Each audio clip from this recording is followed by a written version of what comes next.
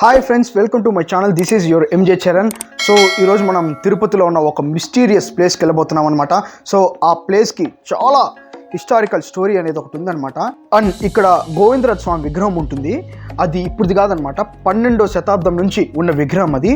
So అది ఇక్కడికి ఎలా వచ్చింది, దాని వెనకాల ఉండే కథ ఏంటి, దాని హిస్టరీ ఏంటి, ఆ విగ్రహాన్ని ఎవరు తీసుకొచ్చారు ఏంటి అనేది ఈరోజు మనం తెలుసుకోబోతున్నాం. సో అందరూ వచ్చేయండి, let's go and watch it.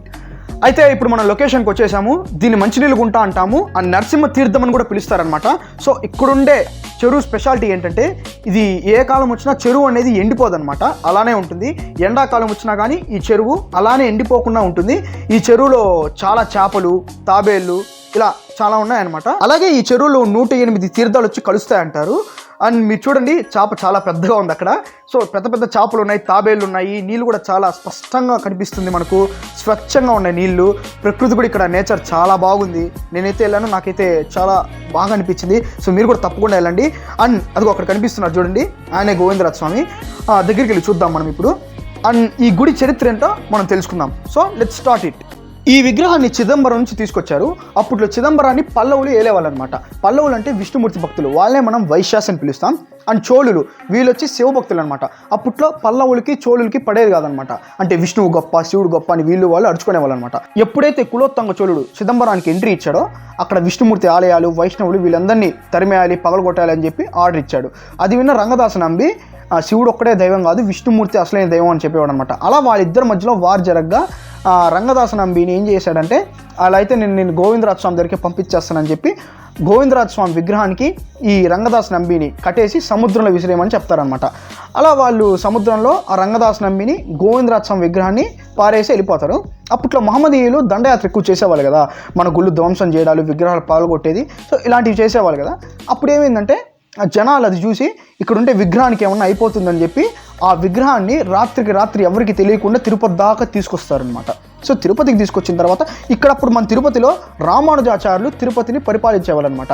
అంటే రామానుజాచార్యులు అంటే ఇప్పుడు మనకు శైవుల్లో ఆదిగురు శంకరాచార్యులు ఎలాగో, అలా వైష్ణవుల్లో రామానుజాచార్యులు అనేవారు ఒకరు ఉన్నారనమాట, ఆదిగురువు.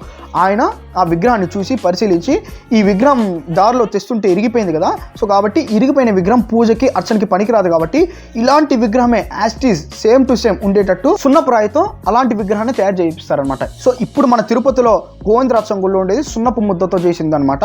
అందుకే దానికి అభిషేకం చేయరు, ఎందుకంటే చేస్తే కరిగిపోద్ది కనుక. ఫ్రెండ్స్, మనం మొత్తానికి స్వామి దగ్గరకు వచ్చేసాం. ఇక్కడ ఉన్నారు కదా, ఆయనే గోవిందరాజ స్వామి అనమాట. సో ఇది 12th సెంచరీకి చెందిన విగ్రహం అనమాట. మీరు చూడండి, స్వామి దాదాపు నాకు తెలిసి 9 feet ఉంటారు, 9 or 8 ఉంటారనమాట. ఫేస్ అయితే చాలా అట్రాక్టివ్గా ఉంది, ఆ ముఖంలో కళ.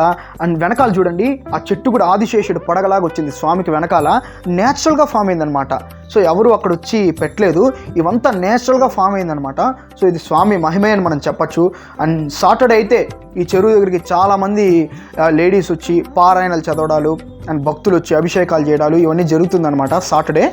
బాగా చూడండి ఫ్రెండ్స్, అందరూ బాగా మొక్కోండి.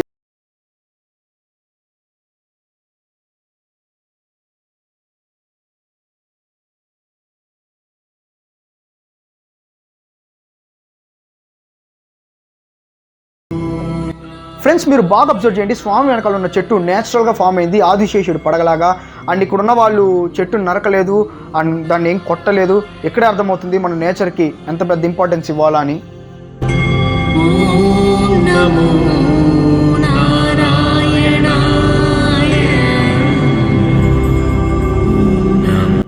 సో ఫ్రెండ్స్, మీరు కూడా తప్పకుండా మన తిరుపతిలో ఉన్న ఈ ప్లేస్ని విజిట్ చేయండి.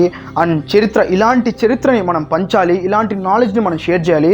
అండ్ ఇవంతా తప్పకుండా అందరూ తెలుసుకోవాల్సిన విషయం. So come and visit.